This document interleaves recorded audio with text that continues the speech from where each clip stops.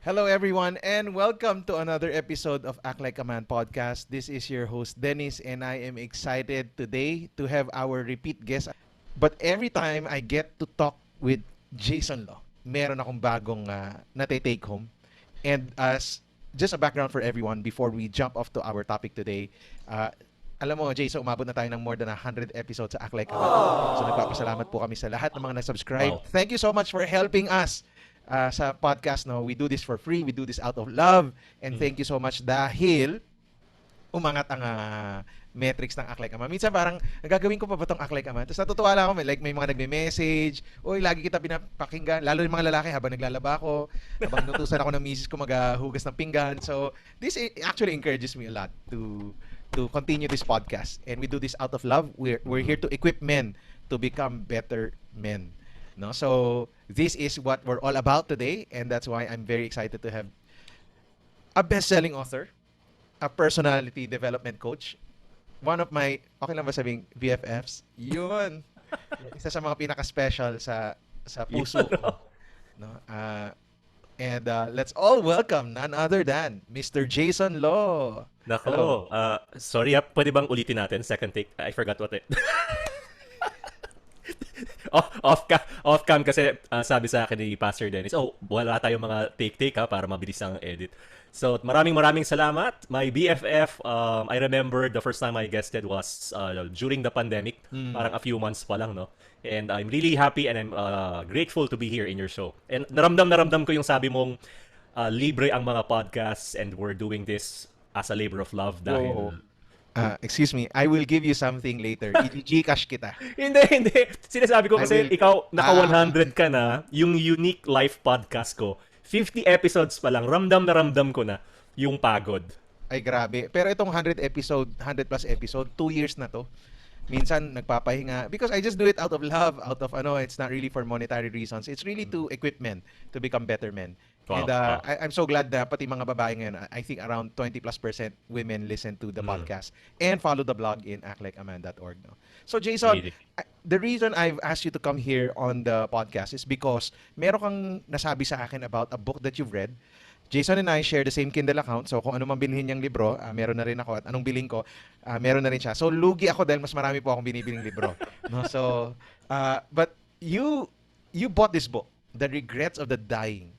And I was so curious when you started telling me the reason, yung mga regrets ng mga namamatay.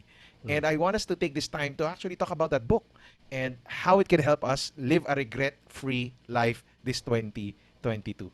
No? So, ano ba yung book na yan? Ano yung tama sa'yo? And then let's discuss the 5 regrets that was in the book. Yeah, kasi lalo na ngayon New Year's resolution. And yung New Year's resolution naman natin, it rarely works. Iniisip natin kung ano yung goals natin for the year.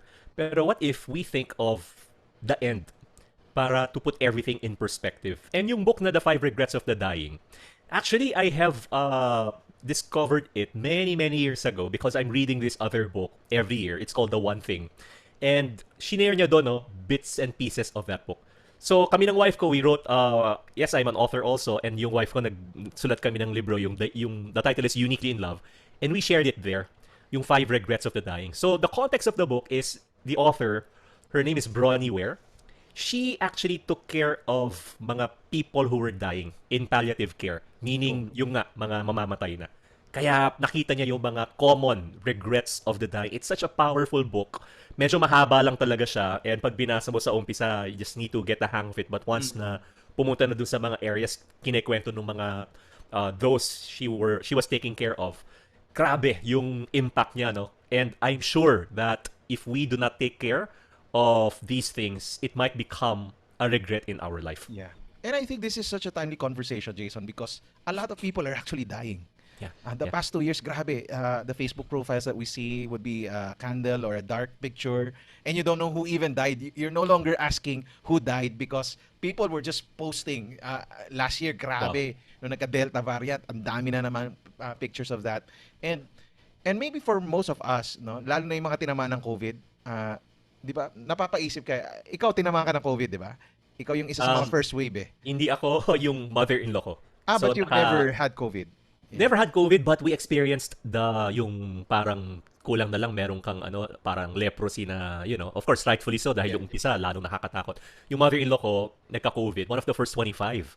So, Wow. naka-isolate na kami even So before nasa the news lockdown. siya, nasa Hindi news siya naman na kasi yung number news. kung nasa number 1 to 25 siya. So andun siya sa balita. Wala lang pangalan. Walang pangalan, walang pangalan. Oh, grabe. Naka-hospital siya 10 days. Hindi pala, 20 days confinement.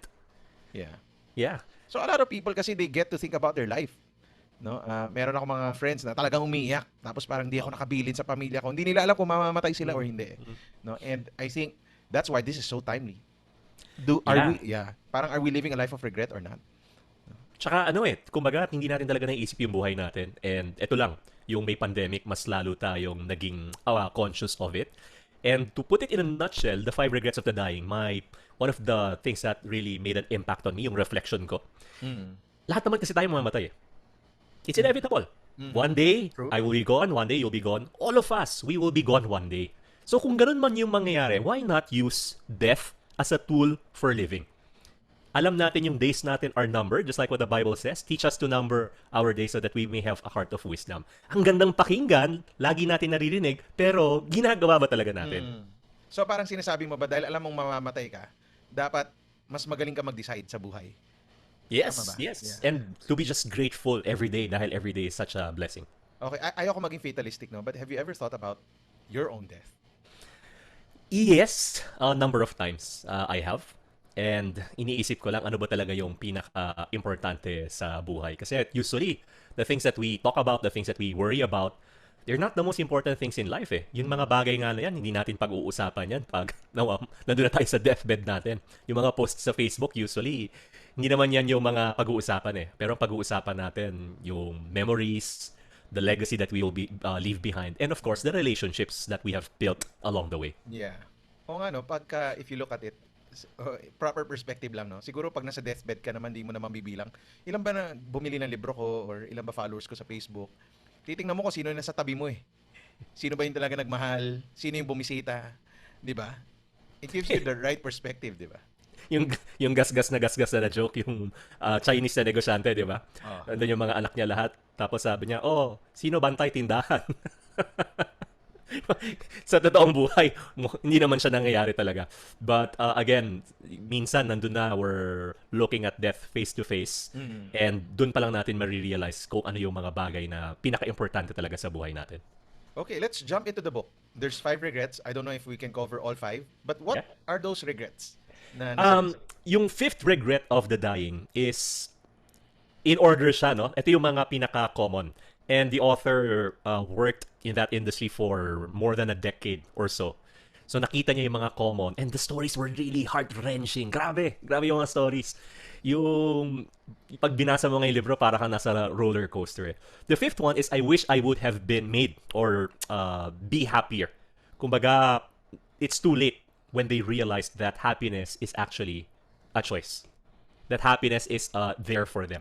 So, I wish that I had let myself be happier na yung iba na dinescribe nila yung buhay nila doon, hindi sila happy because of people around them. And yet, at the end of their lives, na-realize nila na bakit ako umasa sa mga tao around me, my environment, when I can actually decide to be happy. Happiness is a choice. No matter where we are right now, we can actually be happy. True. So paano yan kahit na a lot of people are experiencing hardship, sickness. So are you saying that happiness is still a choice in spite of all the bad things that are happening to me? Yan yung mga maraming tanong eh, especially on TikTok. They're asking, malungkot ako eh, or bakit ganito ang buhay? So can we really say happiness is a choice when a lot of people are not given the same blessings that others would receive? Yeah, one of the things that kanina I'll be speaking in a conference this February. Naghahanap sila ng quote. So nag-isip ako ng quote na lagi kong sinishare. And I thought of this, what is the meaning of life? The meaning of life is the meaning you give it. And if you change your meaning, you will change your life. So there are people, and you've met so many people, no? Pastor Dennis, na they have so much. They have so much. Yeah. And yet, yung buhay nila, they're worse off. And then we also know people who have so little, and yet they're so happy. Yeah. How did that happen? Di ba? Actually, you have a point. Kakatapos ko lang manood ng mga Netflix documentary nila Britney Spears, Wow. Yung mga Yeah. billionaire, 'di ba? Grabe ang lulungkot ng buhay. Hmm. Yung mga yung mga Me Too, yung sila Epstein, they're the richest, they're the most powerful, but how empty their life was, no? And it ended up really bad for them. And yun yung mga ina-idolize natin. Yung si ano, di ba? Si Elon Musk. Pag nakita mo yung kanyang accomplishments, wow! Pero pag nakita mo yung buhay niya, parang ayoko ng kanyang buhay. Yeah. Bilyonaryo ka nga, pero stressful naman, toxic, people around you. They fear you, they respect you, but kumbaga, they hate you. And we have to choose the people that will become role models sa buhay natin. Eto, I want to make it more personal. I know that's the author's take, but for you, what is your source of happiness? How can you say, I'm really happy? Yeah, Paano mo well, na-achieve yan? ako, I'm a work in progress, of course. Like, well, lahat naman tayo. Pero yung happiness, of course, nanggagaling lang naman yan kay God. And the Bible calls it joy. So, happiness is simply a byproduct of a godly life. Kasi kung ang goal mo, no, is to have purpose, ang purpose natin, makukuha lang naman natin kay God eh. Kaya nga sabi ni King Solomon sa Ecclesiastes, the richest and wisest man who ever lived, life is meaningless. So yung buhay natin is meaningless without God. Alright. Ganda. Ano yung regret number 2? Regret, yun yung fifth, no? Ang fourth na regret is I wish I had stayed in touch with my friends. Naks naman, Yun. ha? Kita mo, Grabe. ha? In touch tayo, ha? Oo nga eh. We're, naubo tuloy ako. Oy, umubo. Ay, ano lang, allergy. Nagpunta kami ng Baguio eh, nasamid ako. Lakas ng ubo ko. Yung wife ko, si Kat, imbis na alalayan ako, Chase. Lumayo. Takpan mo yung bibig mo. Kasi hindi na ako makapagsalita. Takpan mo yung bibig mo. Huwag masyadong malakas. Ah, yung being in touch with friends, this is really, alam mo yun, pag nadapa ka na, kapag nawala ka, na-bankrupt ka na, walang-wala ka, if you've experienced dark times, you lost loved ones, which I did. I lost my mom, my dad. Doon mo talaga malalaman, no, kung sino yung mga kaibigan mo. And doon mo marirealize na konting-konti lang talaga yung mga totoong kaibigan mo. Yes. Yeah. Alam mo, natawa ako kasi I think even death, in some measure, tells you how deep the friendship is. Eh. Hmm? No, hindi ko naman I'm not trying to pinpoint anyone, no, but when my mom died, there were people that I expected to be there, Yeah. and they didn't show up. I was Wow. actually Wow. shocked to see that they didn't show up. And I think it showed something about whether it's me, how I develop the friendship, or how they see the friendship. No, parang doon ako na, wow, okay, alam ko kung sino yung nandyan at my darkest moments. No? And sino, pang good time lang talaga. Yeah. Yeah. I remember may talk ako noon eh nung when your mom passed, si auntie. Tapos I made it a way talaga to be there kasi nawalan na ako ng parents eh. And na-appreciate ko kung sino yung mga tao na who were there. So, kumbaga, wag ka nang kung sobrang talagang hectic, busy, okay lang, hindi ka makapunta ng birthday, hindi ka makapunta ng mga ibang wag ka lang mawawala sa wedding tsaka sa funeral. Always be there. Yun yung pinaka-importante sa lahat. Yeah, napansin ko yan sa inyo ni Kat. When somebody's sick, a friend is sick, you always visit the hospital or you're always there. So bakit may ganun kayong yung parang chinatsaga nyo talaga? Well, more on Kat talaga. Kasi si Kat, sobrang, ano siya eh, yung generous na patago. Bigla na lang magpapadala ng gifts sa mga tao, magbibigay ng pagkain. Uy, So, ganun siya talaga. hindi pa siya nagpapadala sa akin. Nagpadala na kami, hindi niya yata na-receive. So, uy, nagpadala ka ng birthday mo, ito ha. Wag naman birthday lang. Kasyo ang hinihingi mo, Mas- binigyan kita ng sushi na, Mas special pag di mo birthday tapos nagpadala. ganun. Sige, papadala kita mamaya. Ah, Wag dapat ako fasting. padalan mo. Fasting Ako tayo. yung guest eh. Ha? Hindi, kaya nga kita No, I papadalan. give you the pleasure. Fasting. I give you the pleasure of being my friend. Wow. Parang We have to be in hi, touch. I'm happy you meet me. Yung friends talagang napaka-importante. Alam mo, may nakaka, it's an eye-opener. Yung relationships daw. Kasi pag nasa stress tayo, there are 3 approaches to stress. So, yung first approach is fight, flight, or freeze. In other words, negative. I'll just summarize it. Go. Yung pangalawa is challenge response.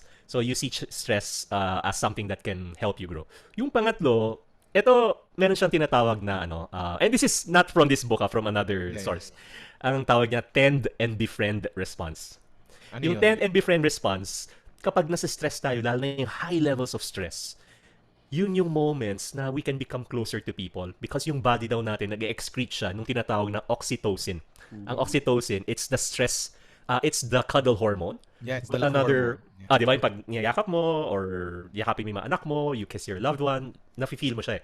Pero ang isang effect daw yun, it's also a stress hormone. It protects our heart from stress. So kung sobrang stress tayo, mas we feel the need to socialize, to be with people.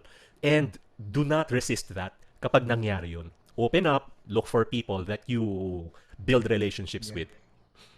And ako, I just wanna honor you, no, bro, kasi dun sa pinaka-down namin ng moments, you were really there. Kayo ni Fami. And I will never forget that.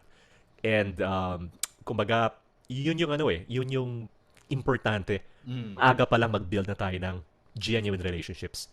Kasi dadating tayo, lahat tayo, all of us, we would experience downtimes. Yeah. And the key is to have built strong relationships with people who will be there for you. And Yeah. if they, in turn, would experience those downtimes, you will be there for them. Alam mo, one of the saddest things, especially among men, lalo sa mga lalaki, is when you ask them, who's your best friend? Who are your true friends? A lot of them blank stare. And this could be some of the most successful people, some of the most active people in social media, and you ask them, who is your true friend? And it's so sad. Ang dami kong kilalang negosyante, entrepreneurs, sobrang nagpapayaman, ang dami nagpa-follow, Lodi tawag sa kanila sa YouTube, sa TikTok, pero sino kaibigan mo talaga?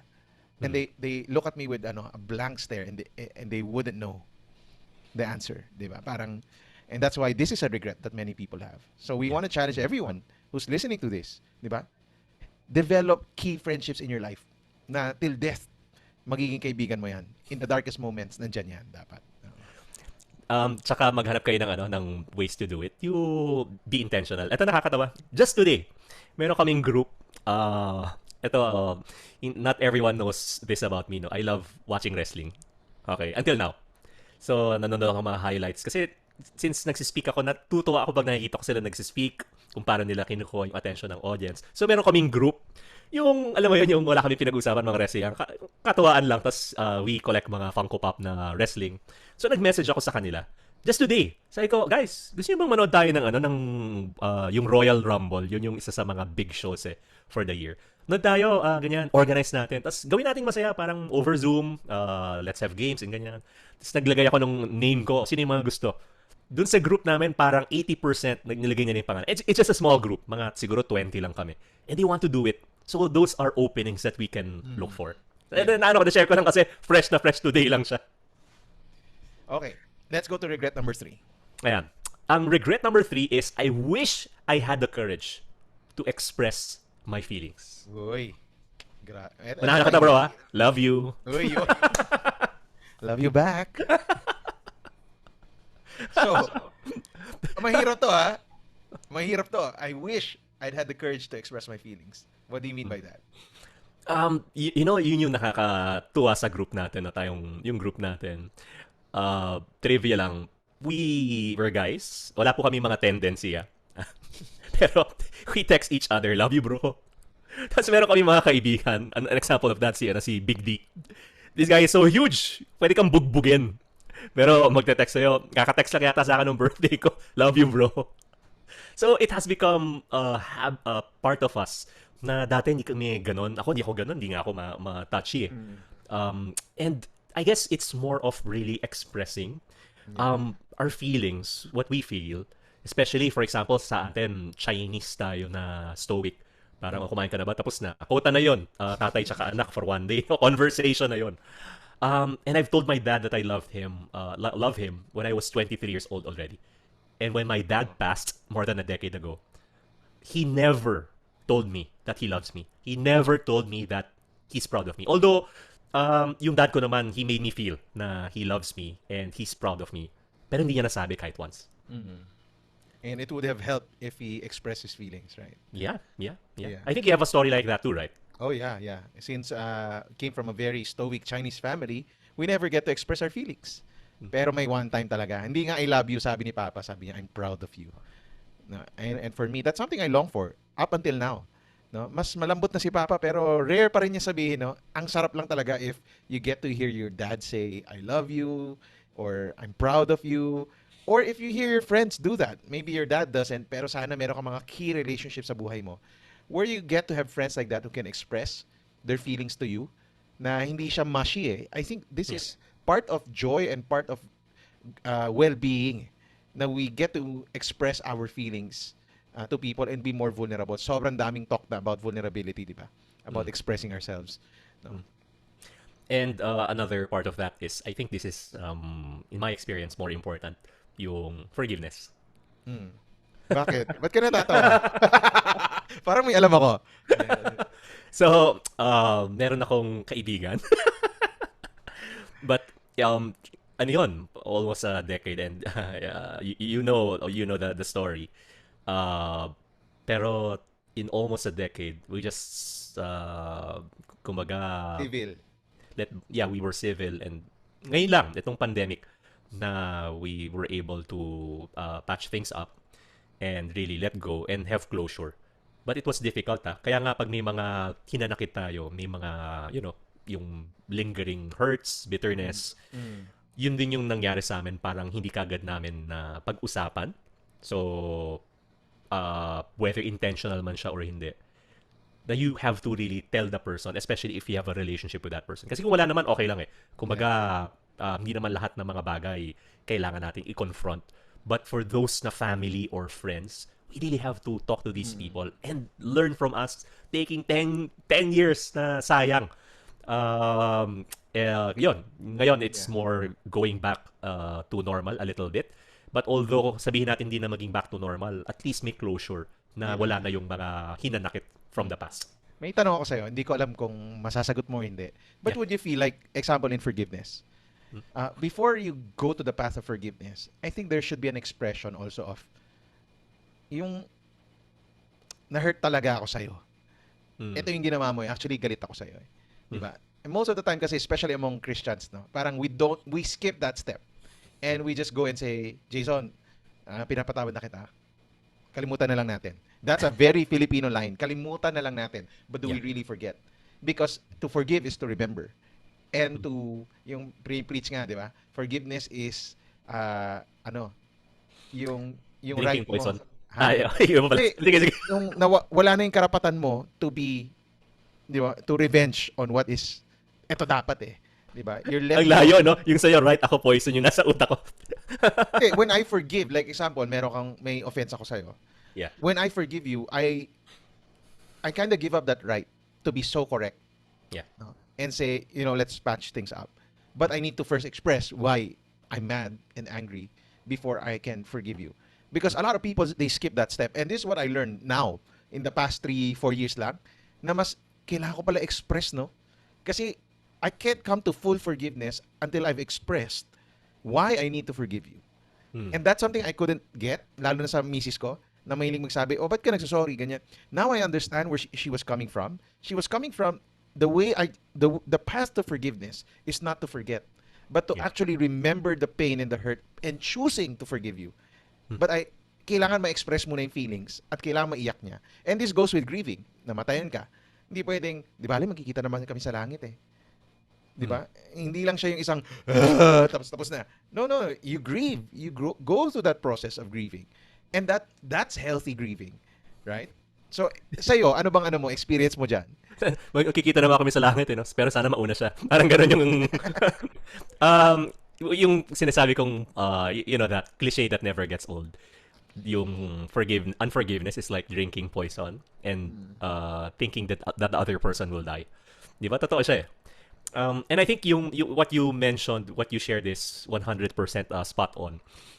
May konti lang siyang a little semantics lang, no, na pag sinabi natin sa tao na parang na-hurt ako, nagalit ako sa ginawa mo, hindi dun sa tao. So I think that's slight nuance lang na parang minsan kasi hindi din natin alam kung saan sila nanggagaling, kung ano talaga yung intention, dahil tayo parang we judge ourselves based on our intention but we judge others based on their behavior.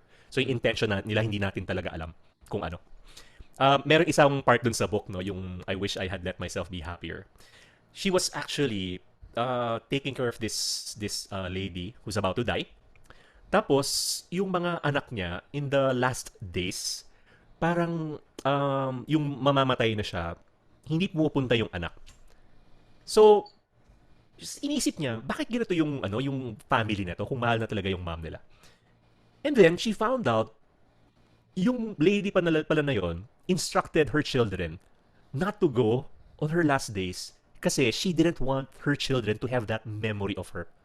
And then dun lang niya na-realize na iba-iba pala yung mga means natin of grieving. And then she respected the family even more because she found the daughter really caring, na maalaga. Pero yung last few days na lang, parang mas less yung visit. Ayun pala yung mom pala yung nagsabi Wow. na please don't. So yung mga ganun na I'll share some stories in a while. It will really yung uh, yung sa Friends, eto bro, grabe, yung tumataas yung balahibo ko yung binabasa ko siya. Yung nasa nursing home yung isang yung babae doon na old na, she's around 80 years old or 70 plus. And she was so lonely. And then the author started caring for her in that nursing home. Tapos napasmile niya. Sabi nung tawagin na natin si Lola. Alam mo, it's been months since I've smiled. And when they started talking, sabi niya, they became close. Wala ko talagang kaibigan.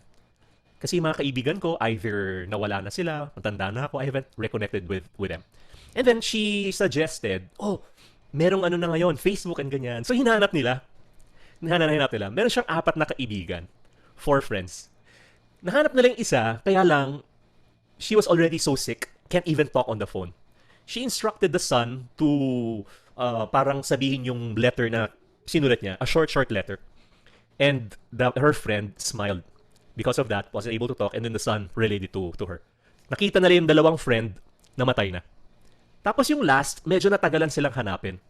Laging, yes, that's my name, but wrong family, wrong ganyan. Until one day, nahanap niya. And they reconnected. And they were laughing sa phone. And then she heard her laugh that loud for the first time since she took care of her. And you know what happened? The next day, Lola died. Tapos, yung friend niya na yon, they haven't connected with each other for decades. Doon lang sila ulit nag-reconnect. Grabe. So, yung mga bagay na yan, pag kailangan natin ng mga friends, kasi kahit na may mga anak tayo, pag tumanda na tayo, we need people who are like us, same age, same wavelength, na may needs tayo na hindi mapoprovide ng mga, even yung mga anak natin, even our family. You really have to look for those friends. Yeah. Wow. Okay, Jason, I think we end here first. That's too much to chew on. I think my take home for this one is, wow, kailangan talaga natin ng kaibigan, no? I think sobrang connected yung expressing your feelings to learning how to build key, meaningful relationships in your life. And if you look at it, the 3 regrets that we've discussed today in this podcast, wala talaga on materialism, wala on stuff. It's very, very relational if you look at it. No, even the happiness. No, if you look at happiness, stuff won't make us happy. But it's really the relationships that would make us happy. And for you nga, sabi mo nga, your faith in Christ helps you become joyful in life. No, so I think this is something we chew on, something that we need to think through. No, baka may kailangan i-text after this podcast. Meron kang dapat i-reconnect. No, because you'll never know when the time will come, when death will come knocking at the door. And we don't want you to live a regretful life, but we want you to experience this 2022, a regret-free life, because we want this to be the best year of your life ever. No, Jason, any last word to the people listening to this podcast with those 3 regrets? Yeah. Yeah, well, let's live a life without regrets. And for you to do that, follow Act Like a Man. Yun. Share it. And also, please don't forget to follow The Unique Life. Ano ba yung podcast mo? The Unique Life Podcast, right? Yeah, the unique is spelled, it's based on my book, The 4 Personality Types. Y-O-U, unique. Yan ang masarap, no? Pag kausap mo kaibigan, hindi ko na malayan, mag-1 hour na pala tayo. Oo, matagal na pala tayo. Ay, nasa kalati pa lang tayo. Yeah. Well, yun yung sa akin. Happiness. If you want to use happiness or joy, happiness is now. You don't need anything else to be happy.